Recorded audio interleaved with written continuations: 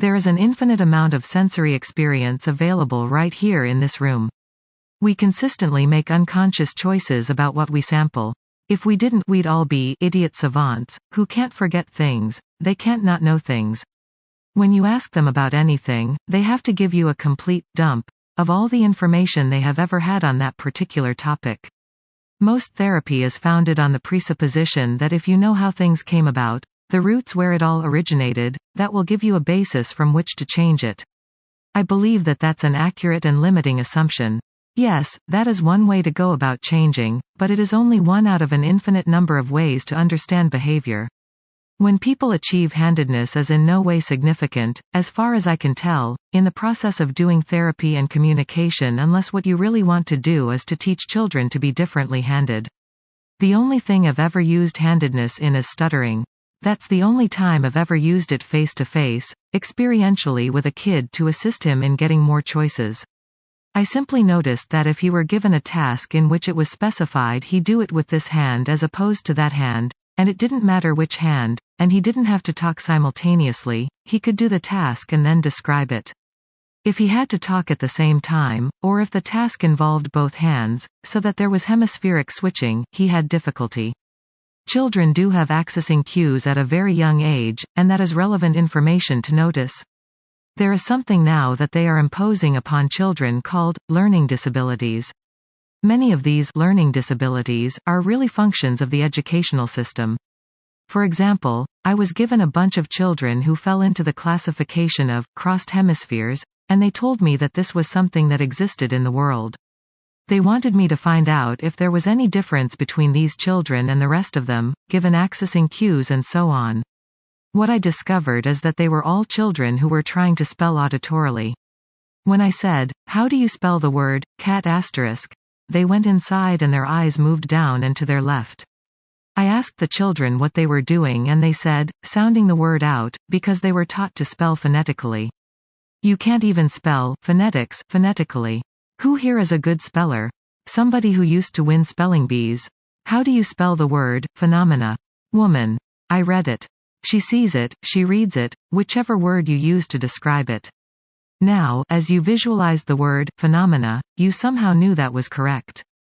Now, change the ph to an f, and tell me what changes in your experience as you see it with an f, instead of a ph. Woman. It stops being a word. It stops being a word. How do you know that it stops being a word? What experience do you have? Woman. It makes the whole rest of the word fall apart in my visual. The letters literally drop off and fall? Woman. Yeah, they sort of fuzz out and disappear. There are two steps to spelling. One is being able to visualize the word, and the other is having a system by which to check the accuracy. Try something for me. Can you see the word caught? Okay, go ahead and leave it up there and change the O to EU, and tell me what happens. Woman. It became cute, and it's changed its spelling. Did anybody who was near her notice what her response was? What did she do? Woman. She winced. I said change it to EU, and her shoulders rolled forward, her head tipped back, and she winced. There was a change in her feelings right here at the midline of the torso. No matter what language we've operated in, what country we've been to, no matter what the language is, good spellers have exactly that same formal strategy. They see an eidetic, remembered image of the word they want to spell, and they know whether or not it's an accurate spelling by a kinesthetic check at the midline. All the people who tell us they are bad spellers don't have that strategy.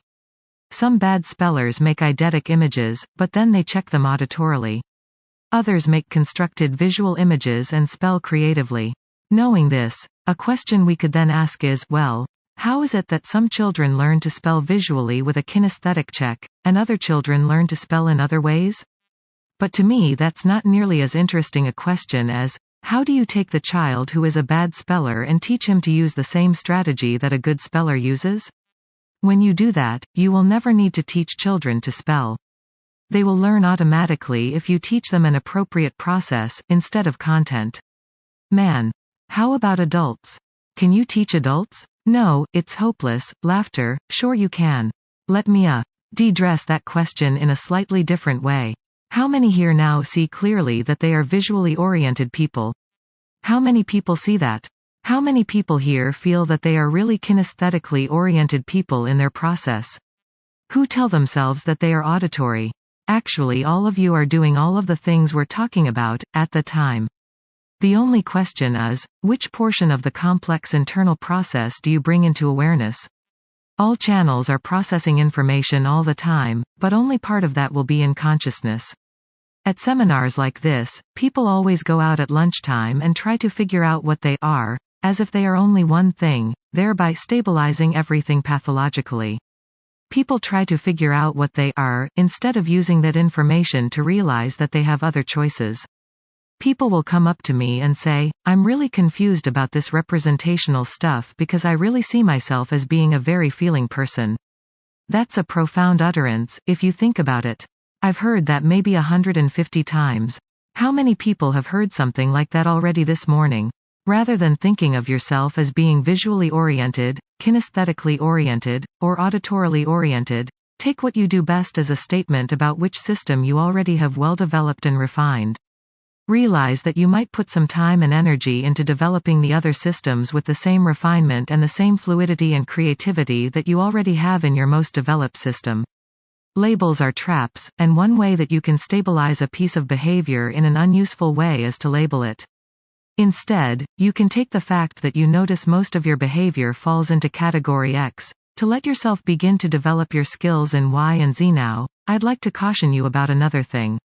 In psychotherapy, one of the major things that Freud made fashionable, and that has continued unconsciously as a presupposition of most therapists' behavior, is the phenomenon known as introspection.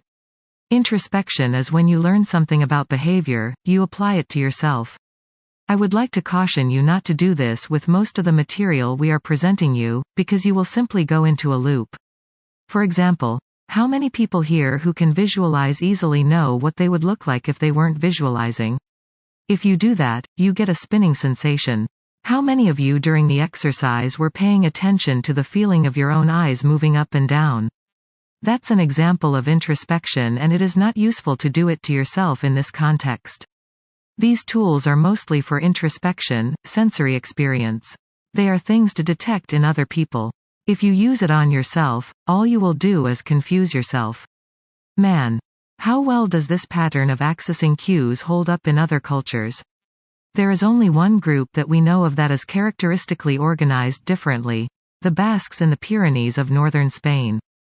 They have a lot of unusual patterns, and that seems to be genetic rather than cultural. Everywhere else we've been, the Americas, Europe, Eastern Europe, Africa, the same pattern exists in most of the population. It may be a neurological bias that is built into our nervous system as a species. Woman. Do people who are ambidextrous have any different patterns? They will have more variation from the generalization that we have offered you. For example, some ambidextrous people have the visualization reversed and not the auditory and the kinesthetic, or vice versa. It's really interesting to me that the percentage of left-handed and ambidextrous people in the genius category in our culture is much higher than the percentage in the general population. A person with a different cerebral organization than most of the population is automatically going to have outputs which are novel and different for the rest of the population. Since they have a different cerebral organization, they have natural capabilities that normally organized right-handers don't automatically have. Woman. You talked earlier about children who spelled badly because they did it auditorily, and that you could teach them how to do it visually. And now you just talked about the auditory or ambidextrous person having something different that makes him unique. I'm wondering if it's worth the energy it takes to make those kids be able to do what other people do more easily if it's taking away from other things that they can do. If I teach a child how to spell easily, I'm not taking anything away. Choices are not mutually exclusive. Many people close their eyes in order to be in touch with their feelings, but that's just a statement about how they organize themselves. There's no necessity to that. I can have all the feelings that I want with my eyes open. Similarly, if I have an ambidextrous or left-handed person with a different cerebral organization, I don't have to destroy any choices they presently have to add to that. And that's our whole function as modelers. We assume since you all managed to scrape up whatever amount of money it cost you to come here, that you are competent, that you already are succeeding to some degree. We respect all those choices and abilities. We're saying, good, let's add other choices to those choices you already have, so that you have a wider repertoire, just as a good mechanic has a full toolbox. Our claim is that you are using all systems all the time. In a particular context, you will be aware of one system more than another. I assume that when you play athletics or make love, you have a lot of kinesthetic sensitivity. When you are reading or watching a movie, you have a lot of visual consciousness. You can shift from one to the other. There are contextual markers that allow you to shift from one strategy to another and use different sequences. There's nothing forced about that. There are even strategies to be creative, given different forms of creativity. We work as consultants for an ad agency where we psychologically clone their best creative people. We determine the strategy that one creative person used to create a commercial, and we taught other people in that agency to use the same structure at the unconscious level. The commercials they came up with were then creative in the same way, but the content was totally unique. As we were doing the process, one of the people there even made a change in the strategy that made it better. Most people don't have a large number of strategies to do anything. They use the same kind of strategy to do everything, and what happens is that they are good at some things and not good at others. We have found that most people have only 3 or 4 basic strategies. A really flexible person may have a dozen. You can calculate that even if you restrict a strategy to 4 steps, there are well over 1,000 possibilities. We make a very strong claim. We claim that if any human can do anything, so can you. All you need is the intervention of a modeler who has the requisite sensory experience to observe what the talented person actually does, not their report, and then package it so that you can learn it. Man. It occurs to me that in your work, the therapeutic goal of bringing clients to awareness is being replaced by giving the client a new pattern of response that they may choose to use. If you include unconscious choice, I agree with you. There are several presuppositions in our work, and one of them is relevant in responding to you. That choice is better than non-choice. And by choice I mean unconscious as well as conscious choice. Everybody knows what conscious choice is, I guess. Unconscious choice is equivalent to variability in my behavior, such that all of the variations get me the outcome I'm after. If I'm presented with the same real-world situation a number of times, and I notice that my response varies but that each response gets the outcome I'm after, I have unconscious choice.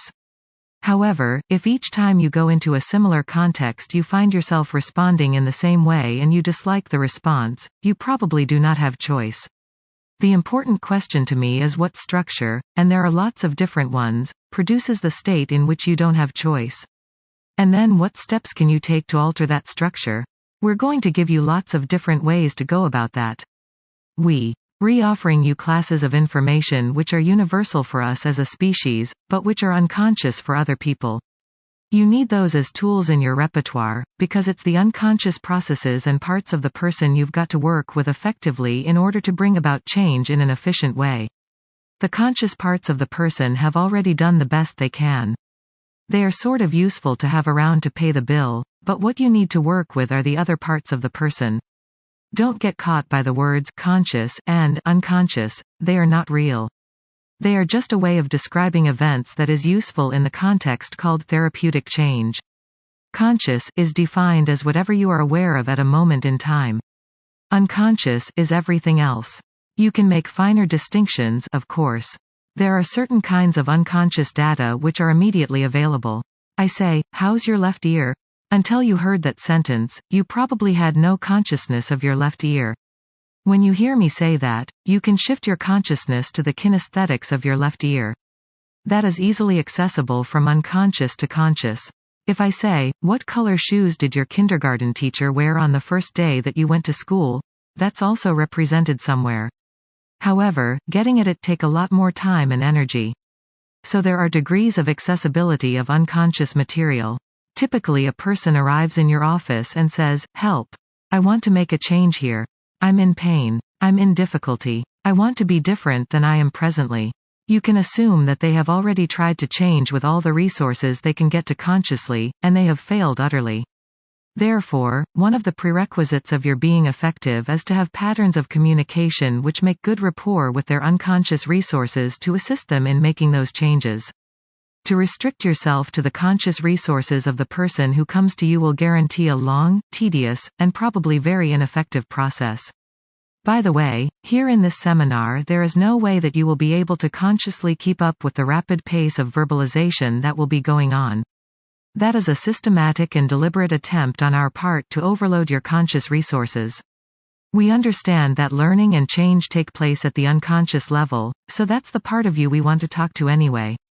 The part of your functioning which is responsible for about 95% of your learning and skill is called your unconscious mind. It's everything that's outside of your awareness at a point in time.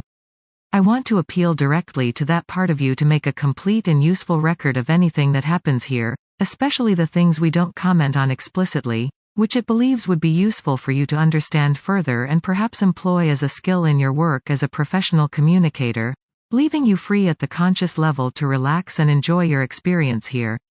The point we're at now is, so what? You have all had some experience identifying accessing cues and representational systems. What do you use it for? One way I can use this information is to communicate to you at the unconscious level without any awareness on your part. I can use unspecified words like understand and believe, and indicate to you non-verbally in which sensory channel I want you to understand. For example, I could say to you, I want to make sure you understand, gesturing down and to the audience's left, what we've done so far. My gesture indicates to you unconsciously that I want you to understand auditorily. You can also use this information to interrupt a person's accessing. All of you make a visual image, and see what happens when I do this.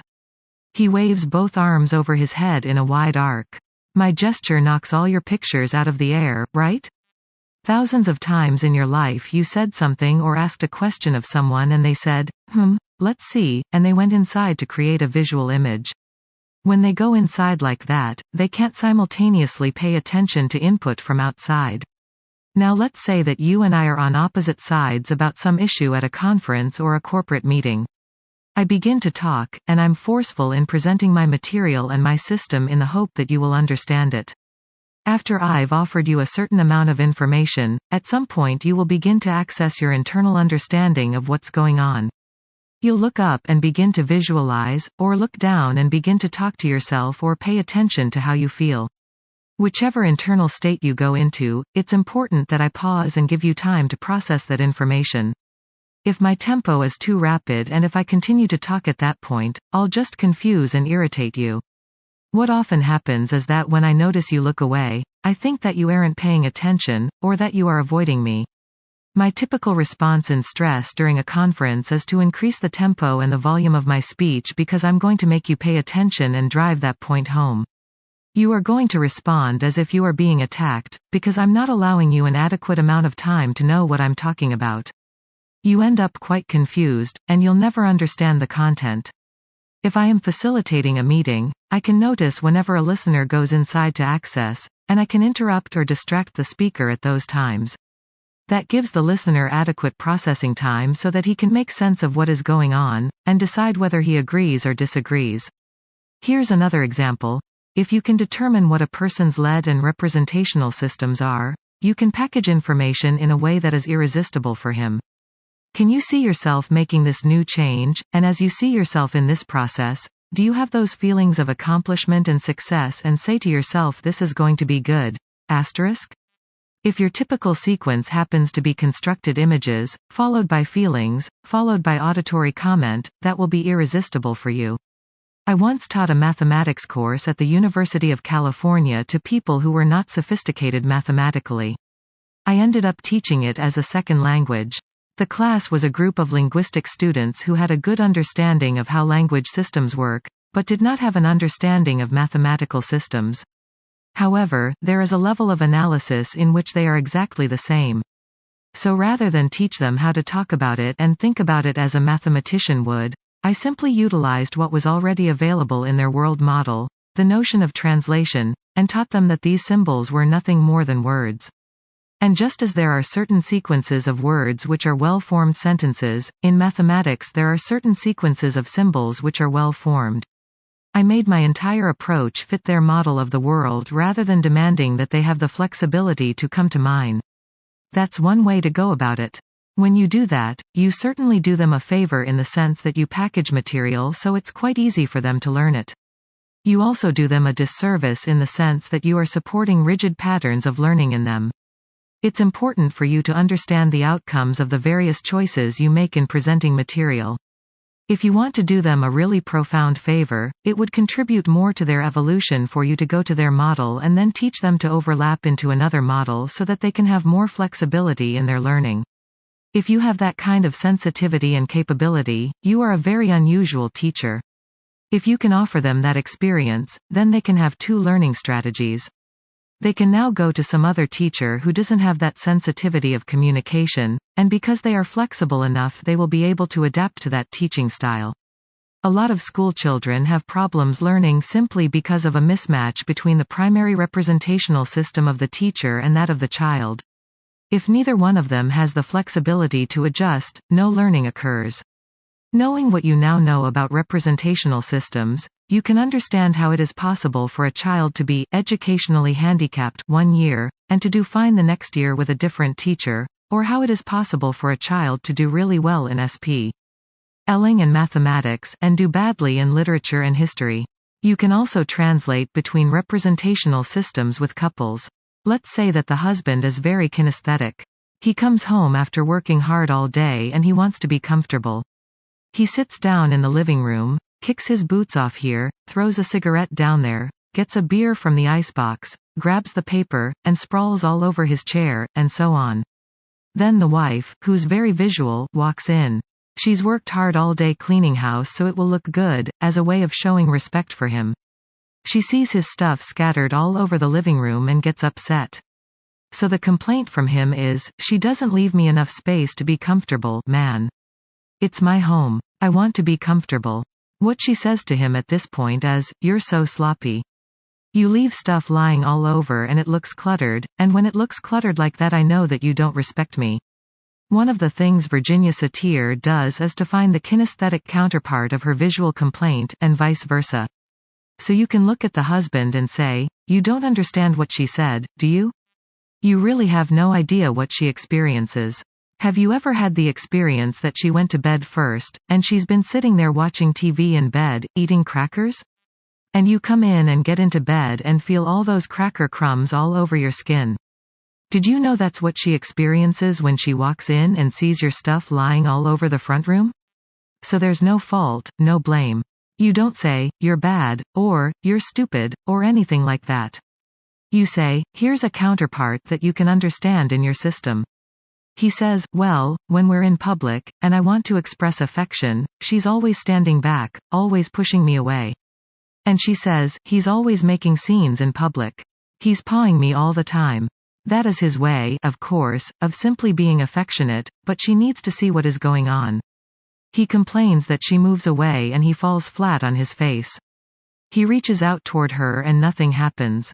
So you find a counterpart and say to her, 'Have you ever had the experience of wanting and needing help, really seeing the need for companionship and assistance, and it's like you're standing in the middle of the desert and you look around in all directions and there's no one there? You don't see anybody and you are all alone. Do you know that's what he feels when he comes toward you and reaches out and you back up?' The point is not whether those are actually accurate examples or not. The point is that you can use the principle of sorting people by representational systems, and then overlapping to find counterparts between them. That establishes something that even the major insurance companies in this country have adopted: no-fault policies. Family and couple therapists ought to at least have that, and have a way of demonstrating it. As I stand back and give her space to see what I'm saying, and I get in close to him and make good solid contact with him, the teaching at the unconscious meta-level is this: can get responses from her that he would love to get, and I can get responses from him that she would love to get. That's never mentioned, that's all at the unconscious level. So they will model and adopt my kinds of behavior to make their communications more effective. That's another way of making contact and establishing rapport with each individual member and then translating between representational systems, as a way of teaching them how to communicate more effectively. Reference systems are also important. What if someone comes in and tells you, "I don't know what I want"? They are saying that they don't have a reference system. We taught a seminar just recently and a woman there said that she had a very difficult time. She could not decide what she wanted from a menu. She had no basis on which to make that decision. She said her whole life was like that. She could never decide things, and she was always dissatisfied. So we literally made up a decision strategy for her. We said, okay, when you are faced with a decision, go inside and tell yourself what it is you have to decide, no matter what it is. Let's say you are in a restaurant. Tell yourself, you must choose food. Then go back to sensory experience and find out what your choices are. In other words, read the menu. As you read hamburger on the menu, make a picture of a hamburger in front of you, taste what it would taste like, and check whether that feels positive to you or not. Then read fried eggs, see fried eggs in front of you, taste what they would be like, and check whether that feels positive to you or not. After she went through the process of trying that a few times, she had a way of making decisions, and started to make them quick. KLY and unconsciously for all kinds of things in her life. As she went through that process a number of times, it became streamlined in the same way that learning to drive a car does. It drops into unconsciousness. Consciousness seems to be occupied by things we don't know how to do too well. When we know how to do things really well, we do them automatically. Man. We were wondering about accessing smells. We played with that a little bit and discovered that they went visual to see the object and then to the smell. Not necessarily. You used the sequence you described. You said, what we discovered they do is, and then you described yourself. That is a common pattern in modern psychotherapy, as far as I can tell. Thomas Schash said, all psychology is either biography or autobiography. Most people are doing therapy with themselves instead of other people. To respond more specifically to your statement, people can access olfactory experience in many different ways. One of the things you can notice, however, is that when people access smells, they will flare their nostrils. That's a direct sensory signal, just as the eye movements we've been talking about are direct sensory signals, to let you know what experience the person is having. They may or may not precede that with a visual, kinesthetic, or auditory access, but you can see the nostril flare. Turn to somebody close by. One of you decide to be A and the other to be B. I'm going to ask A to watch B respond to the question I'm going to ask. A. Clear your sensory channels and watch your partner's nose. B. When was the last time you took a good whiff of ammonia? Now is there any doubt about that? It's an involuntary response. Usually the person will breathe in at the moment the nostrils flare. Let me ask you all to do something else which is along these lines to give you another demonstration. As a child, you had lots of experiences. Maybe you had a grandmother who lived in a separate house that had special smells. Maybe it was some special food, or a blankie, or a little stuffed toy animal, or something else special to you. Pick some object from your childhood and either feel it, talk to yourself about it, or see it in your hands. When you have it in any of those systems, breathe in strongly and let that take you wherever it takes you. Try that for a minute. That's one way of accessing smells. There are as many ways to use this information as your ingenuity permits. If you use visual guided fantasy with your clients, there are some clients you use it with automatically and it works fine. Other people you wouldn't even try it with. What's the criterion you use to decide that, do you know? If they can visualize easily, you use visual guided fantasy, right? We're suggesting that you reverse that. Because for people who do not normally visualize in consciousness, visual guided fantasy will be a mind-blowing, profound change experience. For those who visualize all the time, it will be far less useful. The only thing you need to do in order to make it work for people who don't normally visualize is to join their system wherever they are, wherever their consciousness is, establish rapport and then slowly overlap to lead them into the system you want to engage them in fantasy with.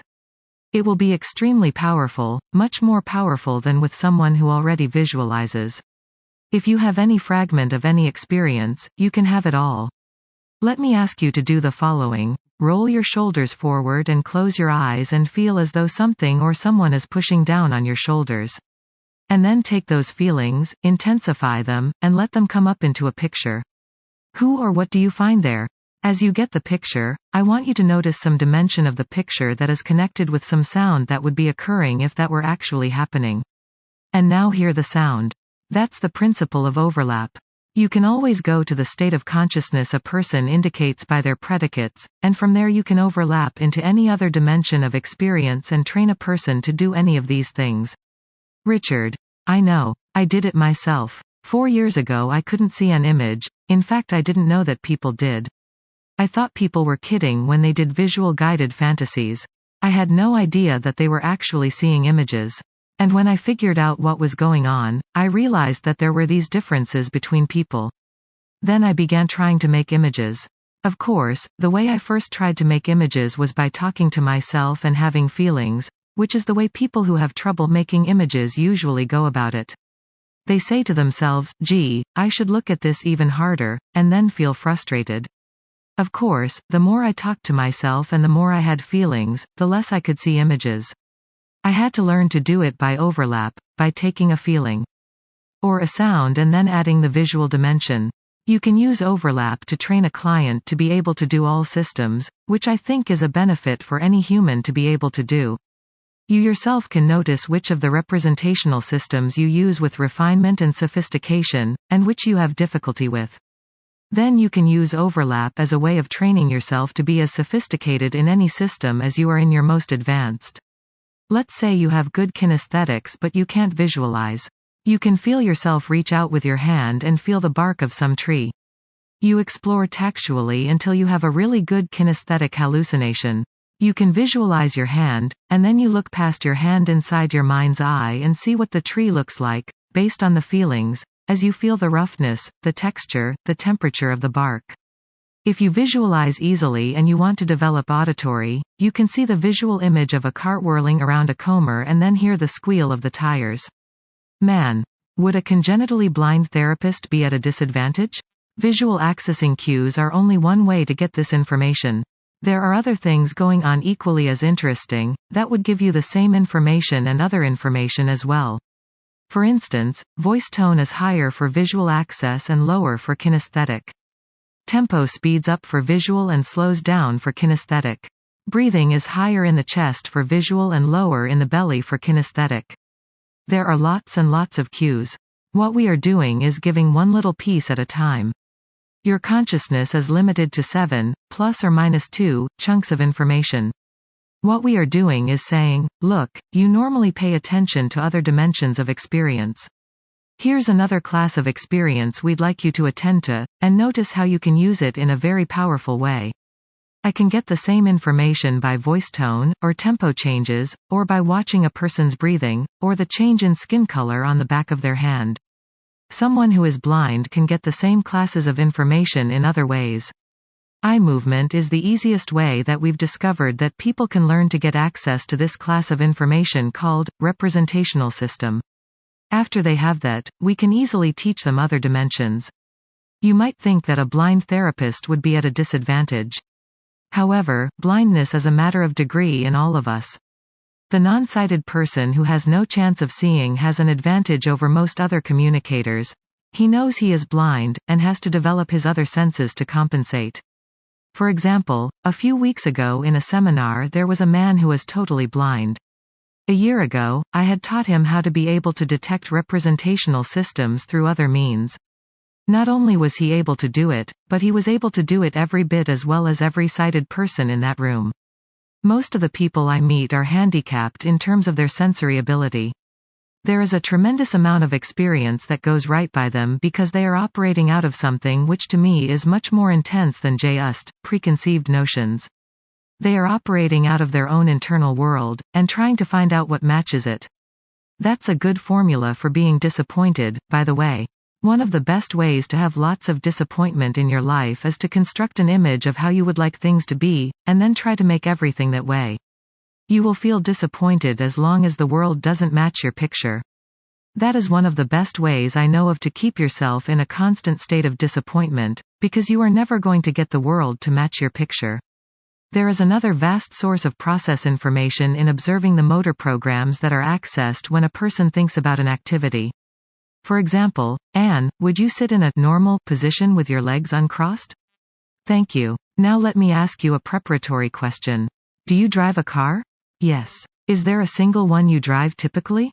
Yes. Okay, now, this is a question I don't want you to answer out loud, but just go ahead and access the answer internally. Is it a stick shift or is it an automatic shift? Did anyone else get the answer? Would you like to guess about the answer and check it out? Man. Stick shift. Okay, how do you know that? Man. She shifted. I saw her move her right hand.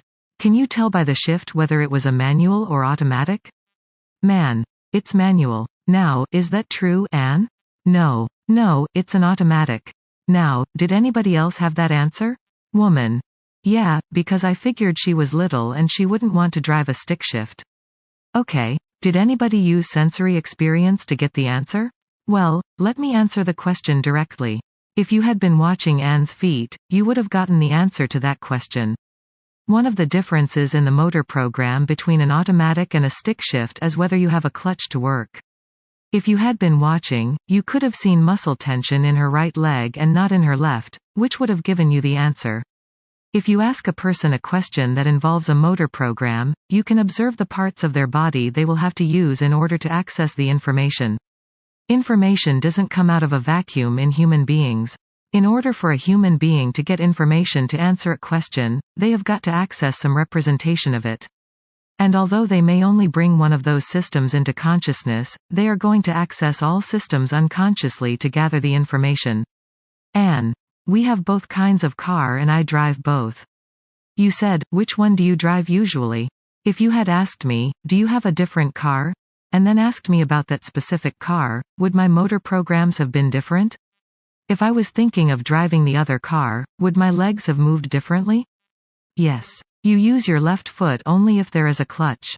Consider how you answer the following question. You all have front doors to the homes or apartments that you live in, whether they are long-term homes or apartments. As you walk into your apartment or home, does the first door open to the right or the left? Now, how do you decide that question? All the hands are moving. Let me ask you another question. When you come home in the evening and your house is locked, which hand do you use to actually open the door? Watch the hands. People have always tried to turn body language into a content vocabulary, as if holding your head back meant that you were reserved and crossing your legs meant that you were closed. But body language doesn't work like words work, it works differently. Eye movements and body movements will give you information about process. The proper domain, in our opinion, of professional communicators is process. If you indulge in content, you are going to unavoidably impose part of your belief and value system on the people you communicate with. The kinds of problems that people have, usually have nothing to do with content. They have to do with the structure, the form of how they organize their experience. Once you begin to understand that, therapy becomes a lot easier. You don't have to listen to the content, you only have to find out how the process works, which is really much simpler. There's an important pattern that we'd like to talk about next. If I'm your client and you ask me, well, how did it go this week? And I respond to you by going, sighs heavily, head down, low tonality. Everything worked just great this week, sighing, shaking head, no, slight sneer, no problems. Now, the laughter indicates that there are a number of people here who recognize that there is some unusual communication being offered. The name that we have adopted for that is incongruity. What I offer you in my voice tone, my body movements, and my head movements does not match my words. Now, what responses do you have to that as professional communicators? What choices do you have to respond to that situation? Woman. If I knew you really well, I'd say, I don't believe you. Or I might say, well, you don't look very happy because things are going well. So you would meta-comment on the discrepancy that you've been able to perceive, and confront the person with it. Does anybody else have other ways of responding? Man. I would try to help you express both messages, maybe exaggerate the nonverbal components. Okay, the Gestalt technique. Amplify the nonverbal message until it accesses the appropriate experience, right? Okay, that's another choice. Does everybody understand the choices we're talking about so far? Our job is choice. The notion of incongruity is a choice point which is going to be repetitive in your experience if you are in the business of communication. It makes sense for you to have a varied repertoire, a range of possible responses, and to understand, I hope at the unconscious level rather than consciously, what the outcome will be when you select one of these maneuvers or techniques. Meta-commenting is one choice, and I think it's a good choice. However, it is only one choice. CE. When I watch and listen to therapists communicate, I often notice that that's the only choice that a lot of them have when presented with incongruity, that the people who are in the business of choice don't have any. You want to have a lot of choices in responding to incongruity. You want to have the choice of exaggerating the non-verbal, or of calling them a liar and attacking them, or of ignoring it, or of simply mirroring back and saying incongruently, "I'm so glad," shaking head and sneering, or you can short-circuit them by reversing the verbal and non-verbal messages, "That's too bad," smiling and nodding head. The response you get to that is fascinating, because most people have no idea what they verbalized. Either they will enter a confusion state, or they will begin to explicitly verbalize the message that was previously non-verbal. It's almost as if they take all the conscious material and make it unconscious and vice versa. Or you might choose to respond with an appropriate metaphor. That reminds me of a story my grandfather O'Mara told me once. He was Irish himself, but he told about this Baltic country that he had spent some time in as a youth when he was traveling in Europe, poor, destitute, but nevertheless out having experience. And the duke that ruled this little principality, this was before the Second World War, when there were a lot of small countries, had a problem.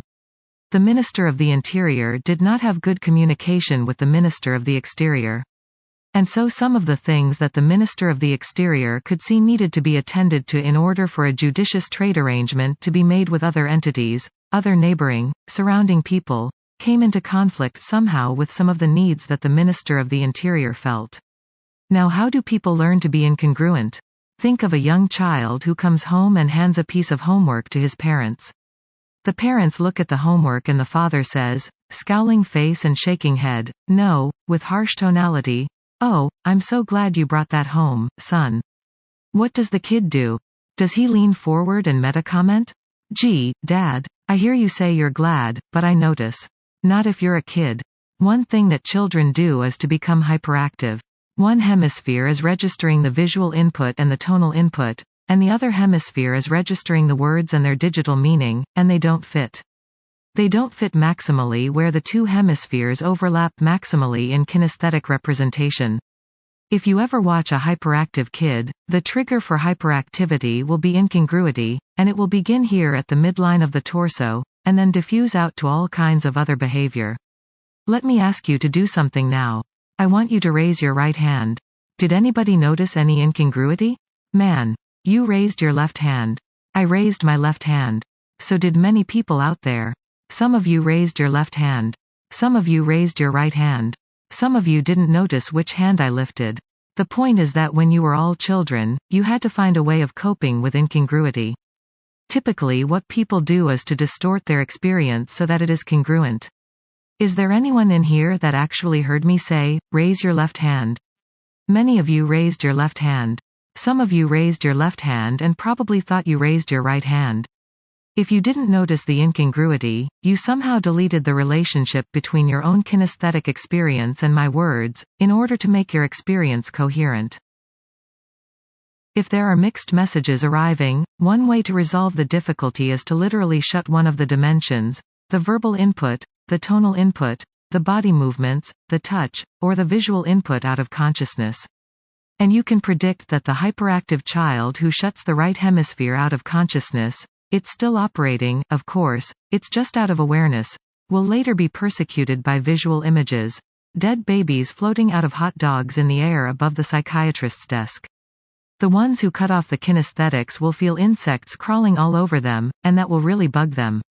And they will tell you that. That is a straight quote from a schizophrenic. The ones that cut off the auditory portion are going to hear voices coming out of the wall plugs, because literally they are giving up consciousness of that whole system and the information that is available to them through that system, as a way of defending themselves in the face of repeated incongruity. In this country, when we have gone into mental hospitals, we have discovered that the majority of the hallucinations are auditory, because people in this culture do not pay much attention to the auditory system. In other cultures, hallucinations will tend to cluster in other representational systems. Woman. I'd like you to comment some more because I stumbled into some of this out of talking with people about hallucinatory phenomena. Hallucinatory phenomena, in my opinion, are the same thing you've been doing here all day. There's no formal difference between hallucinations and the processes you use if I ask you to remember anything that happened this morning, or what happened when I said, ammonia, and all of you went, uhhhrrrhhh. As far as I can tell, there are some subtle differences between people who are in mental hospitals and people who are not. One is that they are in a different building. The other is that many of them don't seem to have a strategy to know what constitutes shared reality and what doesn't. Who has a pet? Can you see your pet sitting here on the chair? Yes. Okay. Now, can you distinguish between the animal that you have here, and the chair that it is sitting on? Is there anything in your experience that allows you to distinguish between the fact that you put the visual image of the pet there, and the fact that the image of the chair was there before you deliberately put it there? Is there any difference? There may not be. Woman. Oh, yes, there is. Okay. What is the difference? How do you know that there is a real chair and there's not a real dog? Woman. I really can see that chair in my reality here and now. But I can only picture the dog in my head, in my mind's eye. You don't see the dog over here sitting in the chair? Woman. Well, only in my mind's eye. What's the difference between the image of the chair in your mind's eye and the image of the dog in your mind's eye? Is there a difference? Woman. Well, one's here and one isn't. Yes. How do you know that, though? Woman. Well, I still see the chair even when I look away and look back. But if I stop thinking about the dog in the chair, the dog isn't there anymore. Okay, you can talk to yourself, right? Would you go inside and ask if there is a part of you at the unconscious level that is capable of having the dog there when you look back? Would you make those arrangements and find out if you can still tell the difference? Because my guess is there are other ways you know, too. Woman. The image of the dog isn't as clear. Okay, so that's one way that you make a reality check. Would you go inside and ask if there is a part of you that can make it as clear? Woman. Not while I'm awake. I know your conscious mind can't do it. I'm not asking that question. Can you talk to yourself? Can you go, hi, Mary, how are you, on the inside? Yes. Okay. Go inside and say, is there any part of me at the unconscious level which is capable of making that image of the dog as clear as the chair? And be sensitive to any response you get. It may be verbal, it may be a feeling, it may be something visual. While she's doing that, does anyone else know how they know the difference? Man. Well, earlier when you hit the chair I could hear a sound. When you hit the dog, I couldn't. So essentially your strategy consists of going to another representational system and noticing whether there is a representation that corresponds in that system to what you detected in another system. Woman. I know I put the dog there. How do you know that? Woman. Because I can remember what I did. Okay, how do you remember putting the dog there? Is that a visual process? Do you talk to yourself? Okay, now I want you to do that same process for putting the chair there. I want you to put the chair here, even though it's already here. I want you to go through the same process you used. To put the dog here, to put the chair here, and then tell me what, if any, difference there is. Does anybody know the point of all this? Woman. We're all schizophrenic. Of course we're all schizophrenic. In fact, R.D. Laing is far too conservative when he talks about schizophrenia being a natural response.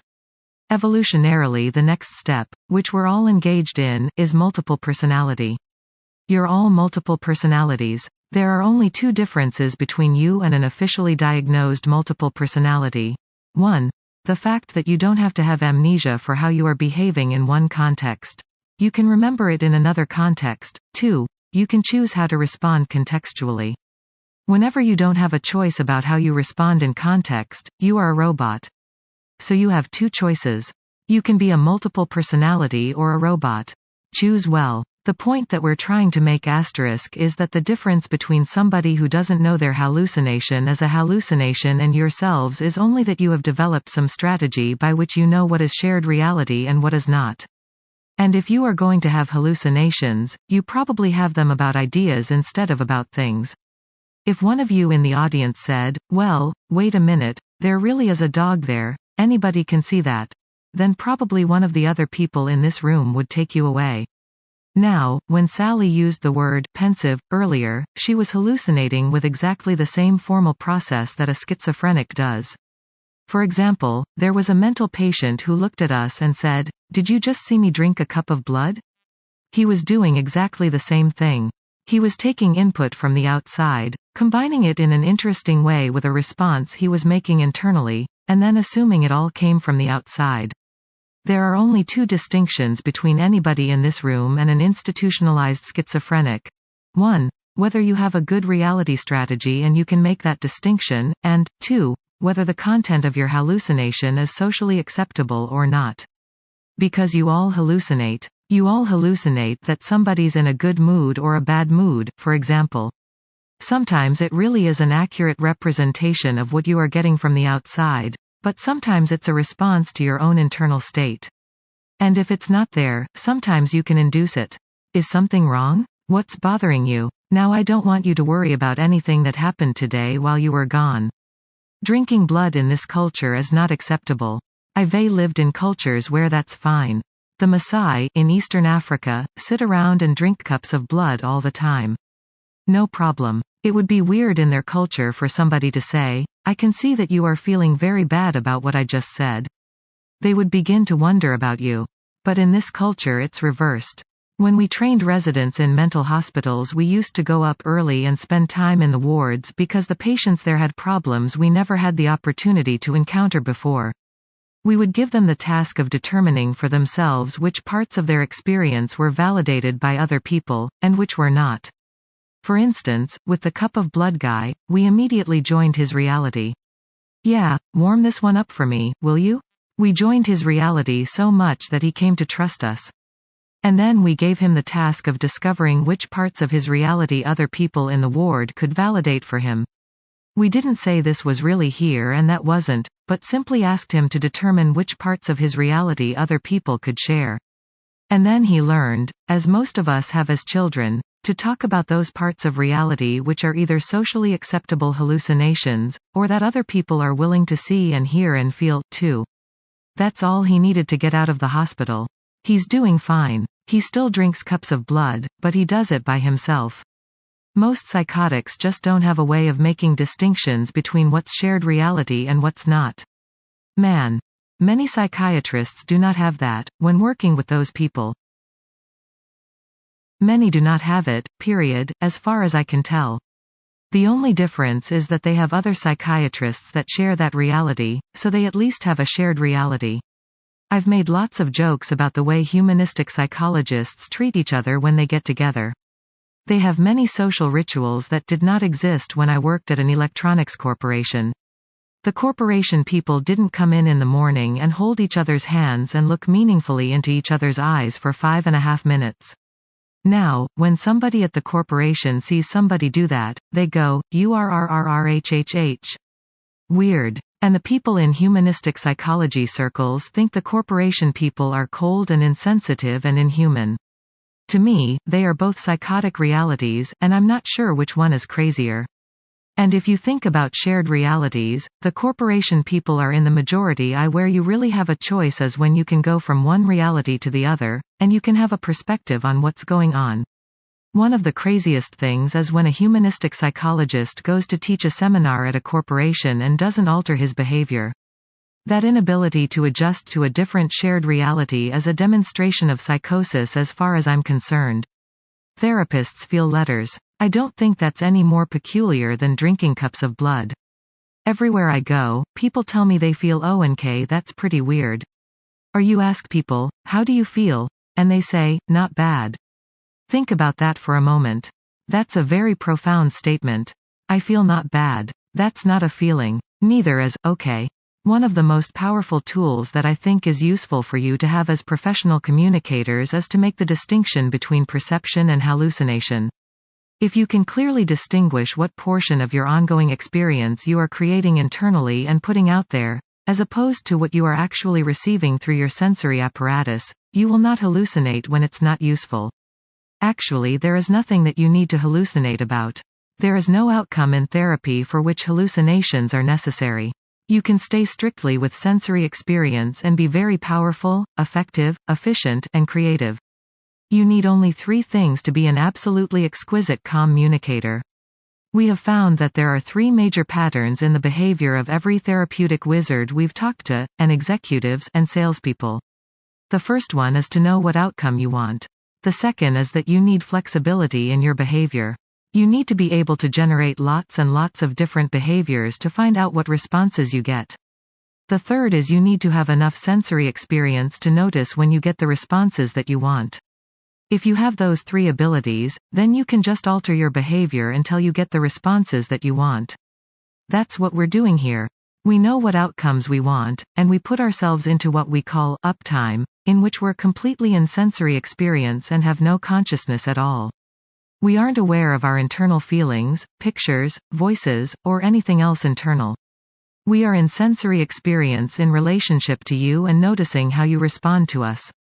We keep changing our behavior until you respond the way we want you to. Right now I know what I'm saying because I'm listening to myself externally. I know how much sense you're making of what I'm saying by your responses to it, both conscious and unconscious. I am seeing those. I'm not commenting on them internally, simply noticing them and adjusting my behavior. I have no idea what I feel like internally. I have tactile kinesthetic awareness. I can feel my hand on my jacket, for instance. It's a particular altered state. It's one trance out of many, and a useful one for leading groups. Woman. How do you adjust yourself in uptime? You said you keep adjusting until you get the response you want. What adjustments are you making? Do you explain more? Or talk more? Or, well, I adjust all the possible parameters. The most obvious one to me is voice tone. You can adjust your facial expression, too. Sometimes you can say the same words and lift your eyebrows and people will suddenly understand. Sometimes you can begin to move your hands. With some people, you can draw a picture. Sometimes I can just explain the same thing over again with a different set of words. Those are some of the logical possibilities that are available. There are lots and lots of possibilities. Woman. Well, as you're changing your behavior, don't you have to be somewhat aware of what's going on inside you? No. I think most people try to do it reflexively, with conscious self-awareness, and most of the strategies of reflexive consciousness don't work. That's why most people have such crummy personal relationships. If I want you to act a certain way, and I make you the reference for what I'm doing, then all I have to do is keep acting differently until you look and sound and behave the way I want you to. If I have to check with myself to find out, then I'm going to be paying attention to my feelings and my internal voices, which isn't going to tell me whether I'm getting what I want. Most therapists succeed with their clients a dozen times before they notice it. Woman. Okay, I can see how that would work in therapy, being a therapist. But in an intimate relationship it seems like being in uptime wouldn't be as intimate. Oh, I disagree. I think it would be much more intimate that way.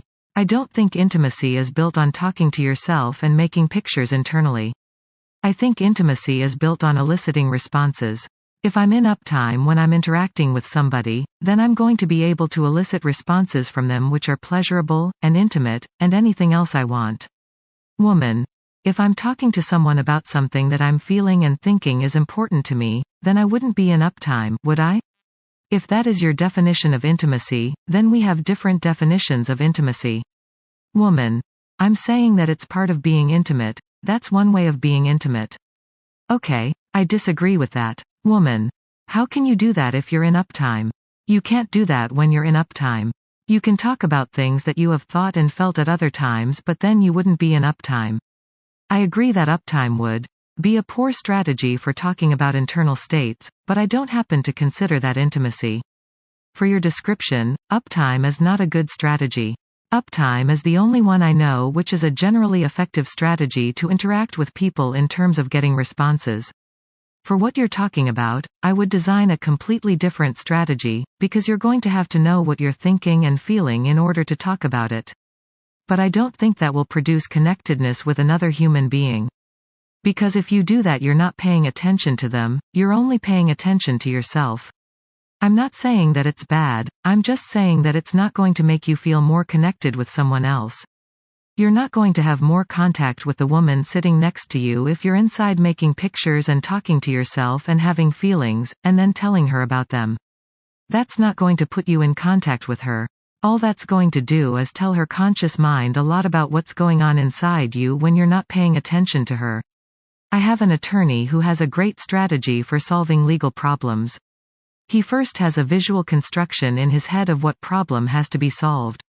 Next, in outline, he goes auditory internal A and checks with a visual eidetic A, auditory internal B and checks with visual eidetic B, and so on, until all of his auditory and visual eidetics add up to that visual construction.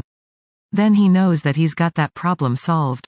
It's a super strategy for legal problems, but it's a terrible strategy for personal relationships, and he uses it for that, too. He will make a picture of how he wants to interact with somebody, and then try to find pictures of when he's done it before. He can never do anything new with anyone unless he's already done all the component pieces before. It's just not a terribly good strategy for that task. And while he's using that strategy, he's gone, he isn't there at all. Recently on TV, a psychologist was instructing people about how to have better communication. In essence, she was saying, make a picture of the way you want to be, and then behave that way. But there was nothing in it about noticing feedback from other people. She had all these cardboard people standing next to her who were her students, going, yes. We are very happy and we can communicate. And it is so nice to meet you, yes. They didn't even know whether they shook hands or not. They had no contact at all, because they were inside making pictures. They all had smiles on their faces, so maybe they were happy, but it's not a very good strategy to communicate. We once ate lunch with a retired Army colonel who decided that he was going to become a communicator. He has two strategies. One is to give commands, and the other is designed to get agreement. Neither strategy has anything to do with gathering information. His entire strategy just simply ends when there is agreement. So no matter what he says, if you say, I agree with you, he can't function anymore. He's the kind of person whom you would never naturally agree with about anything, no matter what he said, because he's got a voice tone that gets you to respond negatively. When we sat down, everyone went crazy, because they kept saying, well, I wouldn't put it quite that way, and getting into arguments with him. Finally I stopped them all, and Leslie and I said in unison, we agree with you. Whatever he said, we'd say, we agree with you. When we did that, he couldn't generate any behavior. He ceased to junction. He would sit there quietly for 10 or 15 minutes, until he would take issue with something that the rest of us were talking about. We would simply say, we agree with you, and he was gone again. His strategy to decide what he wanted on the menu was to get everyone to have anything off the menu. His strategy was not designed to get food that would please his palate. It was designed to get other people to have the same thing that he had. I guess that's a good strategy for a colonel in the army. But it's a lousy strategy to get something good in a restaurant, or to pick a restaurant, or to have friends, which is something he didn't have. Having total sensory experience is a lifelong project, and there isn't any limitation to it as far as I know. I now see things, hear things and get information tactually that 2 years ago would have seemed like ESP to me. That's a statement about my willingness to commit some time and energy to training myself to refine the distinctions I make between internal and external realities, the refinements I can make in every sensory channel, and in every internal representational system. A lot of our training and our ability to make visual distinctions we got from Milton Erickson. He is one of the most exquisite visual detectors in the world. He can see things that really are extrasensory for other people, but they are there, and they are coming in through the same senses. In the exercise we did, many of you called me over for assistance, saying, well, this person doesn't make any eye movements. And you finally admitted, well, there's some slight movement of the eyes. When you say something is slight, that is a statement about your ability to detect it, not about what's going on with the other person. It's like resistance. If therapists would take resistance as a comment about themselves instead of their clients, I think the field of psychotherapy would develop at a faster rate. Whenever a client resists, it's a statement about what you are doing, not about what they are doing. Out of all the ways that you've attempted to make contact and establish rapport, you have not yet found one that works. You need to be more flexible in the way you are presenting yourself, until you get the rapport response you want. What we would like to do next is to offer you an exercise to increase your sensory experience, and to distinguish between sensory experience and hallucination. This exercise has 4 parts. Experience versus hallucination exercise. Part 1, we want you to sit in groups of 3. One of you we'll call A, one B, and one C. A, your job is detection. B, your job is to practice experiencing different kinds of experience. C is simply an observer, and can also help A and B keep track of what to do next. B, you select, without mentioning anything verbally, 3 different experiences that you had which were very intense experiences. They can be from any part of your life, but make them distinctive, one from the other. Don't take 3 similar occasions. You can just identify them by dropping inside and finding representative examples, and simply number them 1, 2, and 3. Then hold hands with A and announce 1. Then go internal, drop out of sensory experience, go back to that time and place, and have that experience again without any overt verbalization. Take a minute or 2 or 3 to relive that experience fully. Then announce 2 and relive it. Then announce 3 and relive that. Now there is one incredibly important factor. For those of you who are very visual, it will be imperative that you do not see yourself there, but see what you saw when you were there. For example, close your eyes and see yourself from above or the side somewhere, riding on a roller coaster, just about to go down that first big drop. Now step into that image of yourself inside the roller coaster and see what you would see if you were actually there riding it. Those are very different experiences. The kinesthetics come in profoundly once you break the dissociation of seeing yourself over there, and put your perceptual position inside your body on the roller coaster.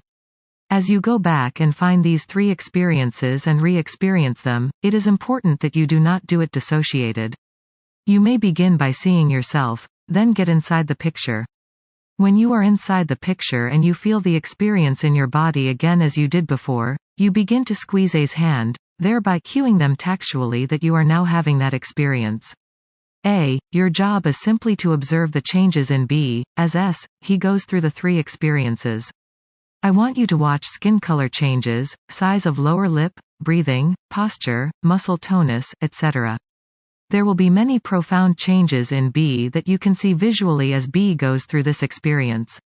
Part 2B will do exactly the same thing as in Part 1. S, he will announce 1, and re-experience it, then 2, and 3. But this time A will not only watch the changes but describe them out loud.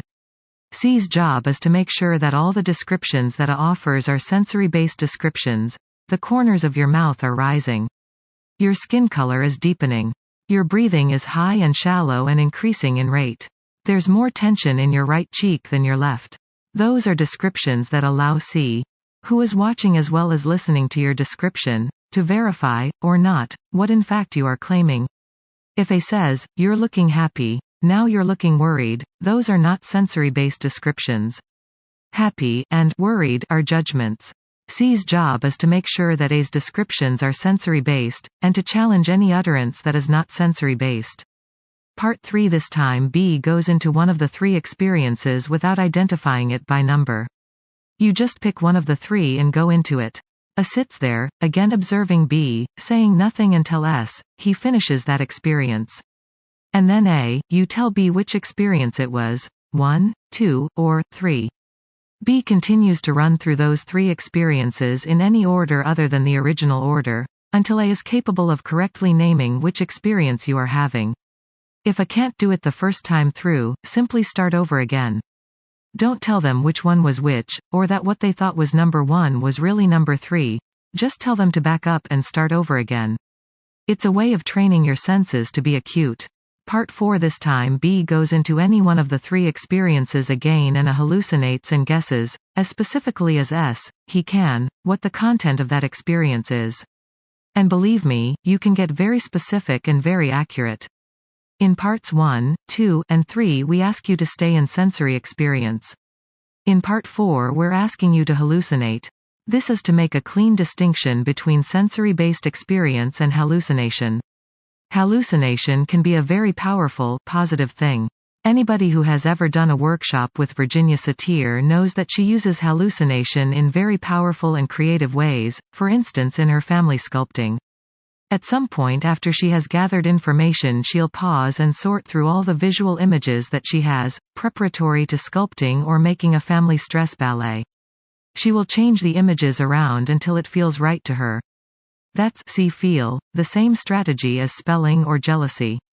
Then she takes the images that satisfy her kinesthetically, and she puts them on the family by sculpting them. That's a case where hallucination is an integral part of a very creative and effective process. Hallucination isn't good or bad, it's just another choice. But it's important to know what you are doing. Okay, go ahead. Alright, are there any comments or questions about this last exercise we did? Some of you surprised yourselves by the guesses you made, right? And others of you scored 0. Whether you did well or not is really irrelevant. Either way, you got important information about what you are able to perceive, and whether or not what you hallucinate has any relationship to what you perceive. You can take the training we're giving you and you can notice as you are communicating with a client or a loved one that the responses that you are getting are not the ones that you want. If you take that as an indication that what you are doing is not working and change your behavior, something else will happen. If you leave your behavior the same, you will get more of what you are already getting. Now, that sounds utterly simple. But if you can put that into practice, you will have gotten more out of this seminar than people ever get. For some reason, that seems to be the hardest thing in the world to put into practice. The meaning of your communication is the response that you get. If you can notice that you are not getting what you want, change what you're doing. But in order to notice that, you have to clearly distinguish between what you are getting from the outside, and how you are interpreting that material in a complex manner at the unconscious level, contributing to it by your own internal state. The exercise you just did was essentially limited to one sensory channel. It was a way of assisting you in going through an exercise in which you clean up your visual input channel. You also get some kinesthetic information through holding hands. You can do it auditorily as well, and also kinesthetically. You can generalize that same exercise to the other two systems. If you are going to do it auditorily, A would close his eyes. B would then describe the experience without words, just using sounds. The tonal and tempo patterns will be distinctive, and since A's eyes will be closed, all he has is the auditory input. Or you could just think about the experience and talk about cooking lunch. That's the way couples often do it with one another. He makes a picture of his wife having an affair and then they talk about going camping, right? And he goes, angrily, "Yeah, I'd really like to go with you. I think we'd have a good time. I'm going to bring the axe so I can chop up some firewood." Another thing couples do is fight in quotes. Do you know about quotes? Quotes is a wonderful pattern.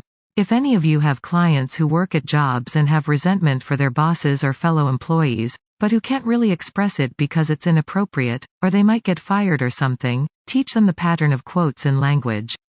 It's marvelous because they can walk up to their employer and say, "I was just out on the street and this man walked up to me and said, 'You're a stupid jerk. 1 inches,' and I didn't know what to say to him." What would you do if somebody walked up to you and said, "You, a jerk. 1 just right out on the street, you know?" People have almost no consciousness of any meta levels if you distract them with content. Once at a conference I talked to a large group of psychologists who were pretty stuffy and asked a lot of dumb questions.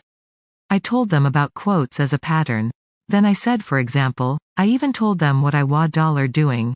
Milton Erickson once told me a story about a time he stayed at a turkey farm, and the turkeys made a lot of noise and kept him awake at night. He didn't know what to do.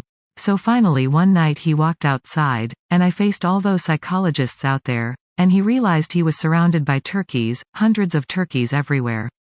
Turkeys here, and turkeys there, and turkeys all over the place. And he looked at them and he said, "You turkeys." There were a couple of people there who knew what I was doing and they absolutely cracked up. I stood on the stage in front of these people who were paying me a fortune and I went, "You turkeys." They didn't know what I was doing. They all sat there nodding seriously. If you are congruent, they will never know. If you feed people interesting content, you can experiment with any pattern. As soon as I said, "I'm going to tell you a story about Milton," everybody went, "Content time," and that was all it took. In the middle of telling the story, I even turned around and laughed at the top of my lungs. And then I turned back and finished it. They just thought it was a weird behavior, because I laugh a lot. Or I could have made the laughing part of the story. Milton turned around and laughed. At the end of the day all these people came up to me and said, "And I want to tell you how important this has been to me," and I said, "Thank you. Did you hear the story about Milton? I don't want you to think that it's about your you can try any nay. W behavior in quotes and it won't seem to be you doing it. Quotes gives you a lot of freedom to experiment with gaining flexibility, because it means that you can do anything. I can go into a restaurant and walk up to a waitress and say, I just went in the bathroom and this guy walked up to me and said, blink, and find out what happens. She'll blink, and I'll go, isn't that weird, and walk away. It wasn't me, so I didn't have to worry about it. It's a big piece of personal freedom. You are no longer responsible for your own behavior because it's someone else's behavior. When I was going to psychiatric meetings and stuff, I would walk up to someone and say, I was just in a conference with Dr. X, and he did this thing I've never seen anyone do before.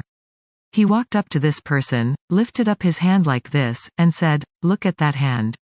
Then I'd do a 15 or 20-minute trance induction and put the person into a trance. Then I'd slap him in the stomach so he came out, and say, isn't that a weird thing for him to do? He would go, yeah, that's a really weird thing for him to do. He shouldn't do things like that. And I'd go, would never do anything like that. Would you? And he'd say, no.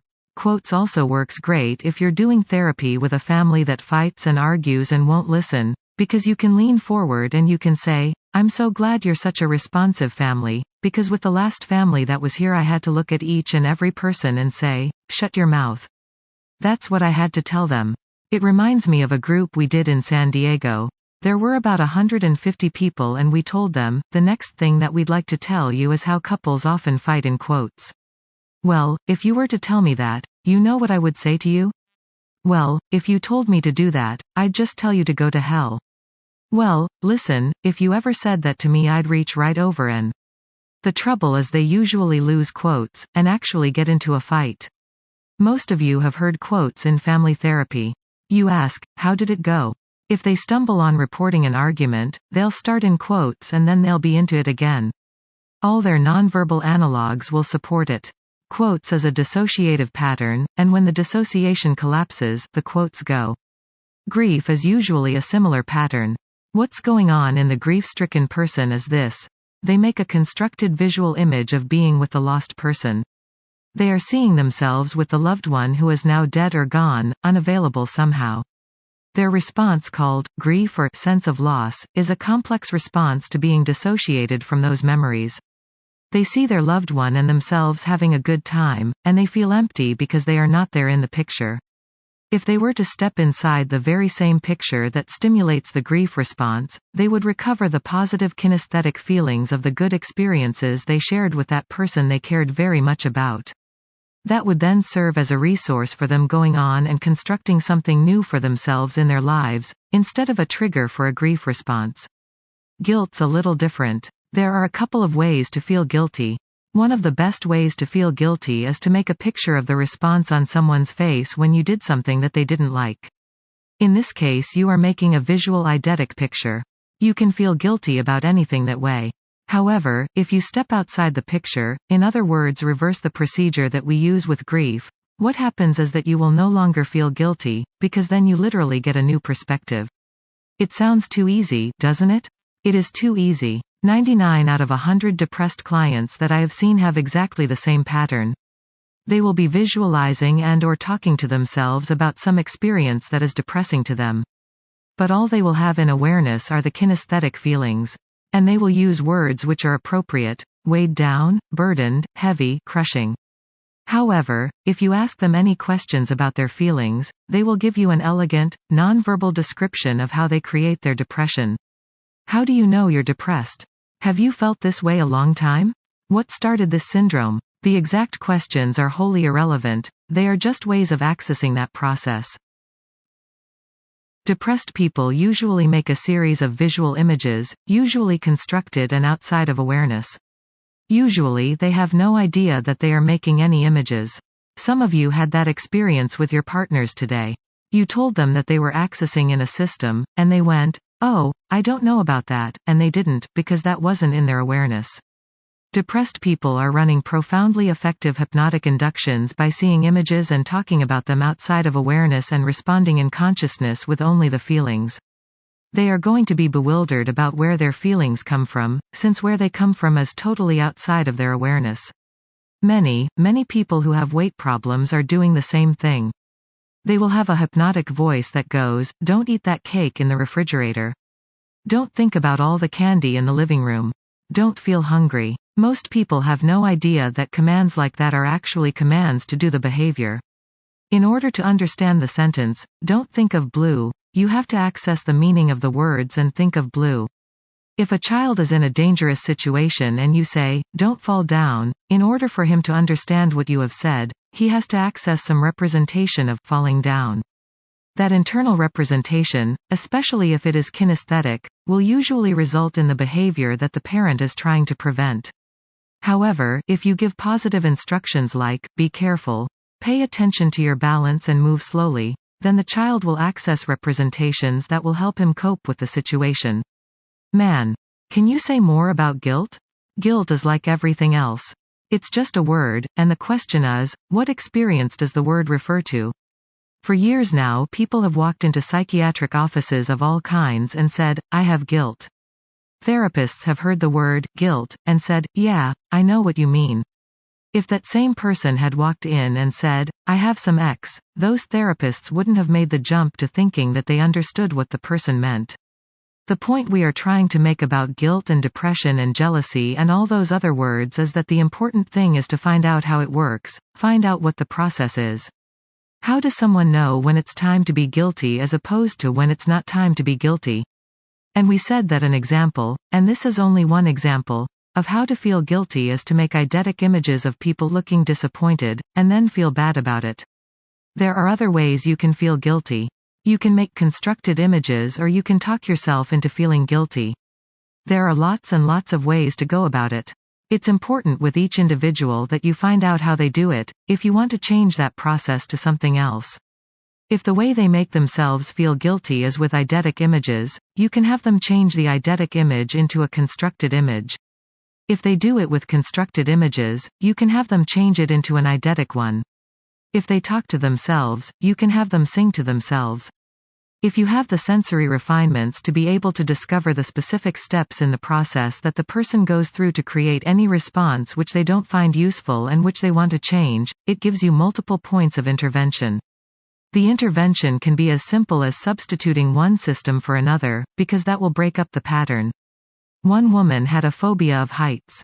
Our office was on the 3rd story, which was kind of convenient. So I asked her to go over and look out the window and describe to me what happened. The first time she went over, she just choked. I told her that wasn't an adequate description. I had to know how she got to the point of choking and being very upset. By asking a lot of questions, I discovered that what happened is that she would make a constructed picture of herself falling out, have the feeling of falling, and then feel nauseous. She did that very quickly, and the picture was outside of consciousness. So I asked her to walk over to the window while she sang the national anthem inside her head. Now that sounds kind of silly, except that she walked over to the window and she didn't have the phobic response. None whatsoever. She'd had the phobia for years and years and years. A man who was a Cree Indian medicine man, a shaman, came to a workshop and we were discussing different mechanisms that worked cross-culturally as far as inducing change in a rapid and effective way. If a person has a headache, an old semi-Gestalt thing to do is to sit them in a chair, have them look at an empty chair, have them intensify the feeling of the pain, and have the intensified pain they are feeling develop into a cloud of smoke in the other chair. Slowly the smoke forms itself into an image of someone they have unfinished business with, and then you do whatever you do. And it works. The headache goes away. The counterpart for this shaman was that he always carries a blank piece of paper. Whenever anybody comes to him and says, I have a headache, will you assist me? He says, yes, of course, but before I begin I want you to spend 5 minutes studying this piece of paper in absolute detail, because it contains something of great interest for you. The thing in common about those two interventions is that they both involve switching representational systems. You break up the process by which the person is having the experience they don't want to have, by having their attention riveted in some other representational system than the one in which they are presently receiving messages of pain. The result is absolutely identical in both cases. By studying the blank piece of paper intently, or by intensifying the feeling and making it change into a picture in the chair, you are doing the same thing. You are switching representational systems, and that is a really profound intervention for any presenting problem. Anything that changes the pattern or sequence of events a person goes through internally, in responding to either internal or external stimuli, will make the response that they are stuck in no longer possible. We had a man in Marin, California, and every time he saw a snake, no matter how far away it was, no matter where he was in respect to it or who was around it, his pupils would immediately dilate. You had to be close enough to see it. He would make an image of a snake flying through the air. This was outside of awareness until we uncovered it. When he was 6 years old, somebody threw a snake at him unexpectedly and it scared him badly. He then responded kinesthetically as a 6-year-old to the internal image of a snake flying through the air toward him. One thing we could have done was to simply change the content of that picture. We could have had him make a picture of someone throwing kisses. What we actually CFC was simply switch the order in which the systems occurred. We had him have the kinesthetic response first and then make the picture internally. That made it impossible for him to be phobic. You can treat every limitation that is presented to you as a unique accomplishment by a human being, and discover what the steps are. Once you understand what the steps are, you can reverse the order in which the steps occur, you can change the content, you can insert some new piece or delete a step. There are all kinds of interesting things you can do.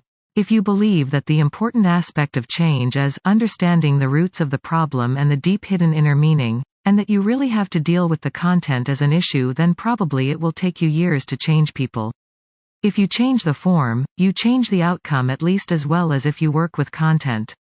The tools that it takes to change form are easier to work with. It's a lot easier to change form, and the change is more pervasive. Man. What are some questions that you ask to elicit the steps in the process that people go through? Ask them to have the experience.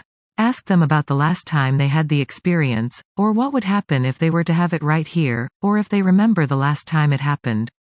Any of those questions will elicit the same unconscious responses we've been showing you here. Whenever I ask a question or make a statement about something to someone here in the group, if you are alert, the response will already be made non-verbally much earlier and more completely than the person will consciously be able to verbalize the answer explicitly. How do you know when you are being phobic, as opposed to when you are not being phobic? How do you know? Questions usually will take you to just about everything. People have a tendency to demonstrate it, rather than bring it into consciousness. Our book The Structure of Magic is devoted to what we call the meta-model. It's a verbal model, a way of listening to IT form of verbalization as opposed to content. One of the distinctions is called unspecified verb. If I'm your client and I say to you, "My father scares me," do you have an understanding of what I'm talking about? No, of course not. "My father X's me" would be as meaningful. Because for one person, "father scares me" may mean that his father put a loaded .38 to his head. And for someone else it may simply mean that his father walked through the living room and didn't say anything. So the sentence, "My father scares me," has very little content.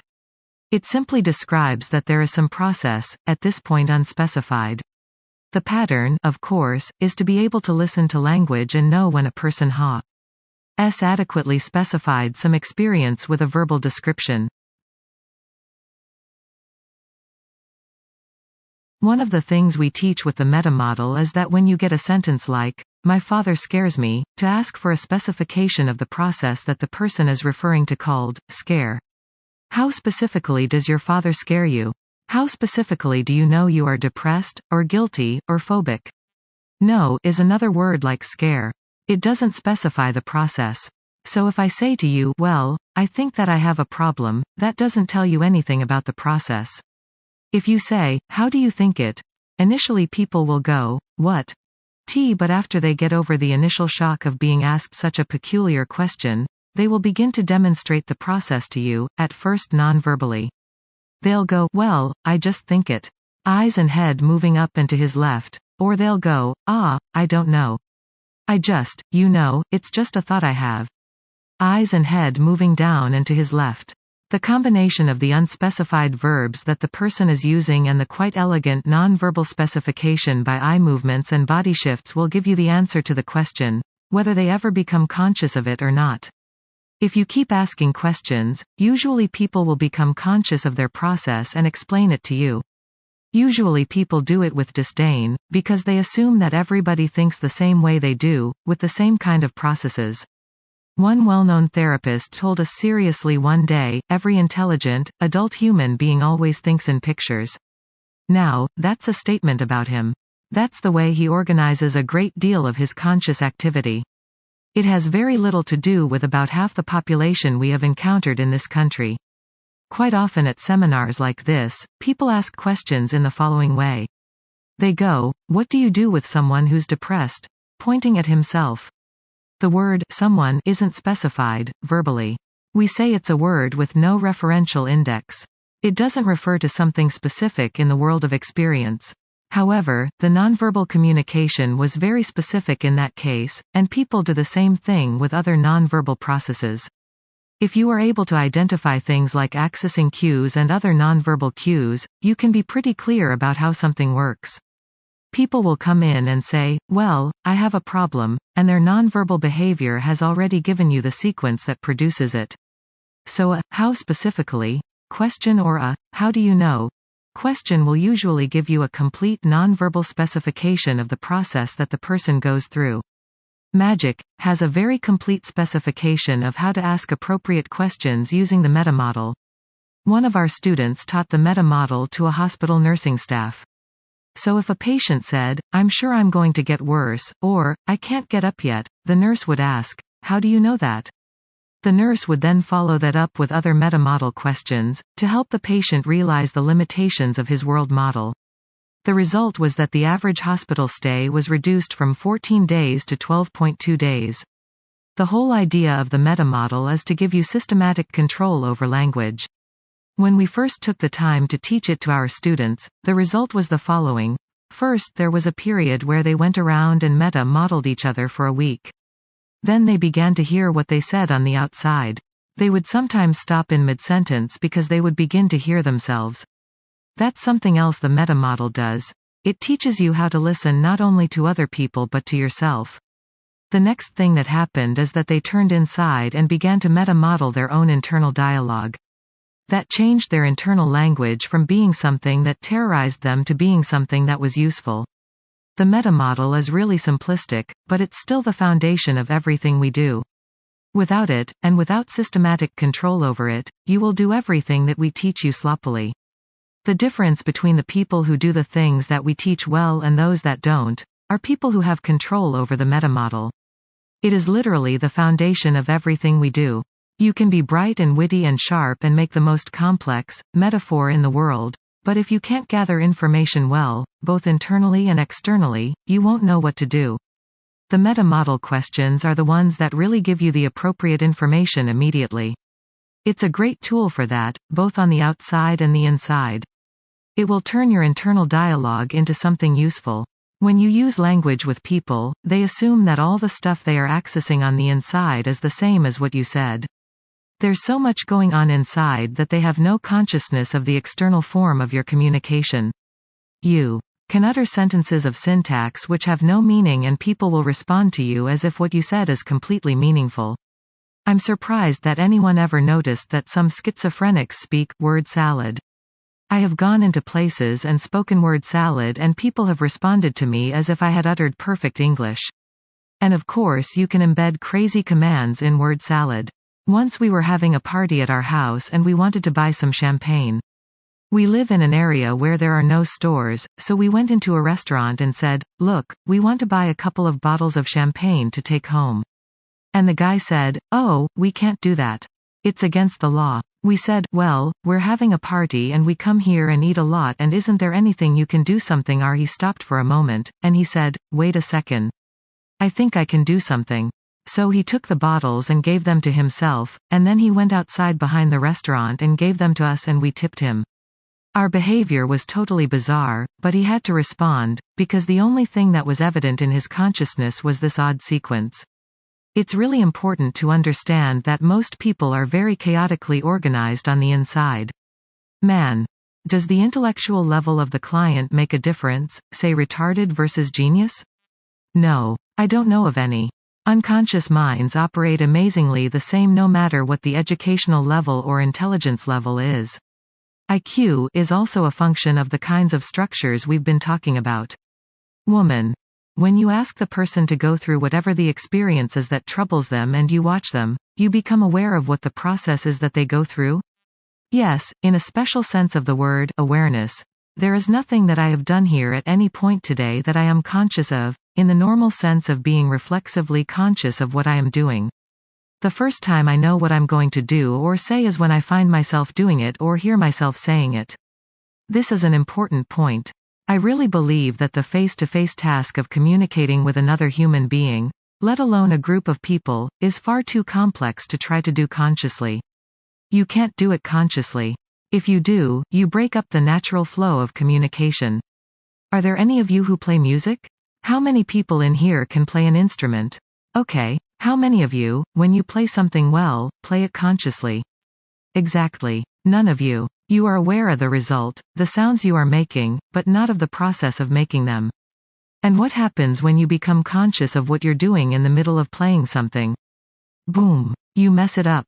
Yet in order to learn to play that very same piece of music, you went through some conscious steps. As we are communicating to you here, I am aware in the sense that I respond directly. But I have no reflexive consciousness of what I am doing. If I did, I'd do a crummy job. Let's say you go back into your office Monday morning and a new client walks in and says, "I have a phobia of gum chewing."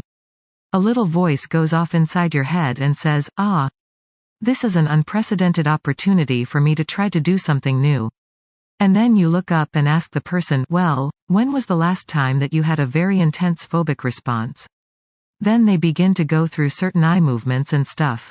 If you begin visualizing the blackboard up here, and the list of the accessing cues, and talking to yourself about the things you heard us say, and having feelings about whether you are going to be able to do this or not, you will have no sensory information on which to base what you do.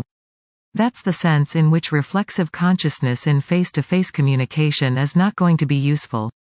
If you have to tell yourself things, and make pictures, and have feelings while you are doing therapy, probably you will end up doing therapy on yourself. I think that's what happens much of the time. Often therapists are not doing therapy with the other human being in the room. They are doing therapy with themselves. And many clients who change by metaphor.